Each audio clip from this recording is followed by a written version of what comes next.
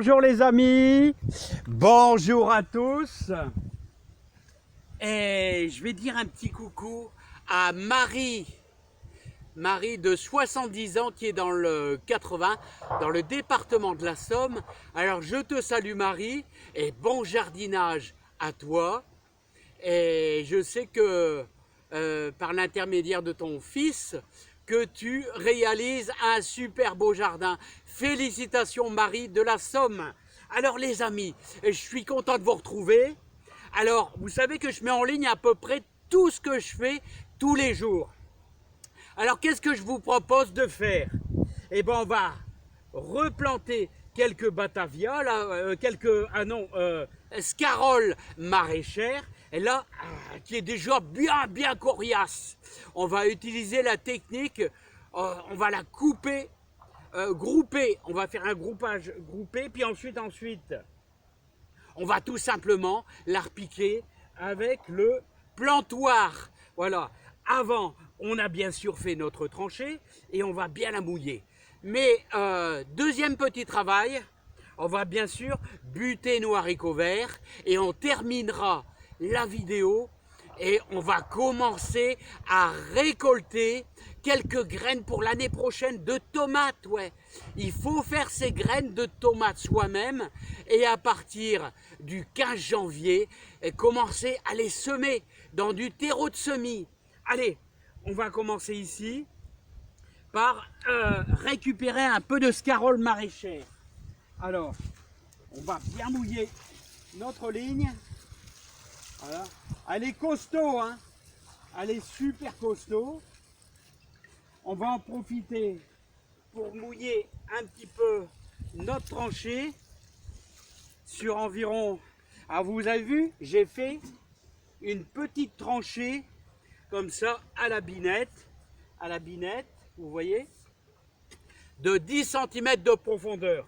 L'objectif, eh bien c'est simple, ça va permettre de garder l'humidité, de faire une tranchée comme ça, et ça va beaucoup mieux arroser entre les salades. Voilà, je vais faire, hop, alors tous les 20 cm, vous faites des petits trous. Voilà, on va pouvoir y glisser notre grosse racine, parce que là, vous voyez, c'est plutôt des grosses racines qu'on va placer tous les 20 cm, au moins 20 cm. Hein. Vous savez, la scarole maraîchère, quand elle grossit, elle devient énorme. Hein. Elle devient énorme. Voilà. Il y a des coups, le trou se rebouche, mais c'est pas grave. Voilà. Hop. On va le laisser là. Maintenant, on va récolter nos scaroles. Alors, on va prendre dans les plus grosses.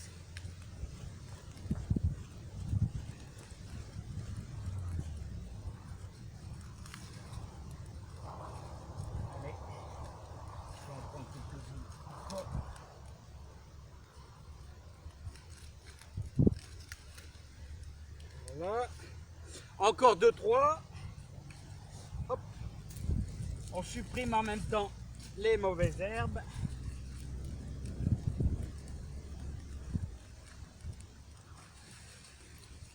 Voilà. Alors regardez.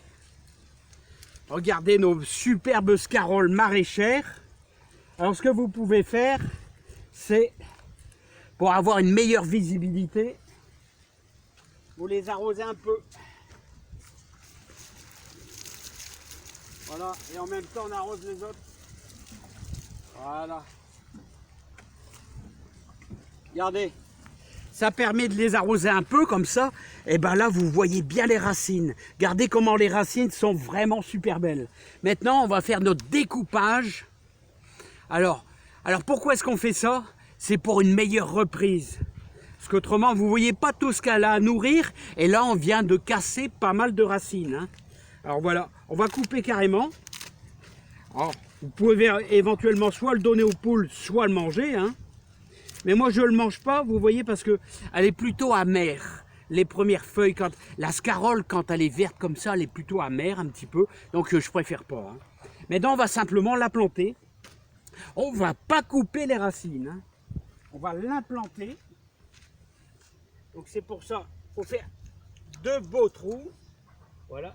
Et vous la placez dedans. Voilà, hop. Voilà. Voilà. Vous voyez, ça va super bien et super vite. Voilà. Vous l'enfoncez un coup, vous la remontez. Vous l'enfoncez, vous la remontez. Alors, on va l'enfoncer et on va la remonter. Voilà. Bon, maintenant, je vais vous faire voir peut-être un peu mieux. Voilà. Parce que j'aime bien vous donner de la précision. Il y aura un petit peu de vent, hein, je vous le dis. Hein. Je ne peux pas faire autrement dans le jardinage. Alors, vous voyez, vous l'enfoncez et vous remontez. Vous l'enfoncez, vous le remontez. Comme ça, la racine n'est pas trop... Regardez la belle racine là. Elle est superbe. Hop, vous la mettez, vous l'enfoncez, vous la remontez. Comme ça, la racine n'est pas trop... Voilà. On va la remettre celle-ci, voilà. Là, apparemment, c'est bien parti dedans. Et enfin, celle-ci. Voilà. Ensuite, c'est tout simple, les amis. Vous écrasez. Alors, vous avez vu, la terre est déjà bien humide avec vos deux doigts. Regardez, avec vos deux doigts. Voilà. Je vous fais voir encore celui-ci. Voilà. Voilà. Voilà. Allez. Voilà. Et ensuite, les amis, ça c'est pas bien fait. Alors, voilà. Voilà. Ensuite, vous n'avez plus qu'à mouiller un petit peu entre les lignes. Regardez. Comme ça. Voilà. Entre les lignes. Voilà. Bon, allez, on va passer au notre second boulot, les amis. Alors, les amis, maintenant, notre second petit travail, eh ben, ça consiste à buter nos haricots. Alors, l'objectif de buter le haricot, c'est de renforcer le pied. Parce que vous avez qu'à tirer très fort sur 2-3 haricots. Quand ils seront bien mûrs, eh bien vous allez tirer le pied avec. Donc on renforce son pied en butant l'haricot, tout simplement. Regardez, vous remontez la terre. Voilà.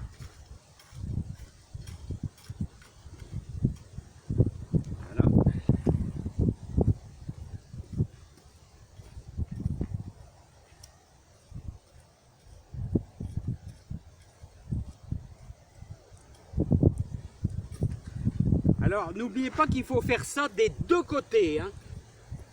Vous devez faire ça impérativement des deux côtés. Et délicatement, vous remontez. Voilà. Voilà. Bon, je vous ai fait voir cette petite technique. Maintenant, on va faire quelques graines de tomates pour l'année prochaine. Alors, n'oubliez pas qu'au niveau des tomates, si vous avez fait de la tomate hybride, vous risquez d'avoir une modification. Je vous le déconseille. Il faut essayer d'avoir des variétés pures, genre marmande. Voilà. Allez, on va attaquer ça, les amis, ensemble. Comment faire vos tomates?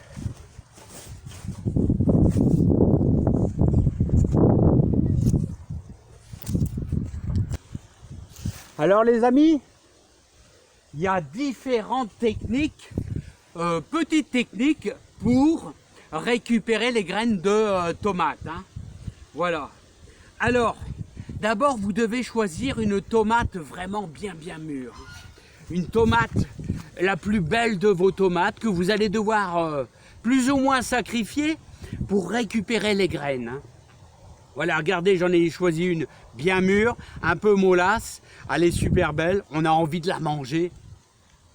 Et donc cette tomate, on va la diviser dans le sens, comment je pourrais dire? Là vous avez le trognon, la fixation. La fixation, on va le faire bien sûr du côté horizontal, tout simplement. Hein. Voilà, par rapport à la fixation, le côté horizontal. Voilà, tout simplement. Alors choisissez une tomate bien mûre. Voilà, comme ceci. Et hop, regardez, il n'y a pas beaucoup de graines. Hein. Sur cette variété, il n'y a pas beaucoup de graines. Alors on va tout simplement, alors vous avez des personnes qui le mettent directement sur un sopalin, tout ça, des choses comme ça. Hein. Moi, je fais pas cette méthode-là.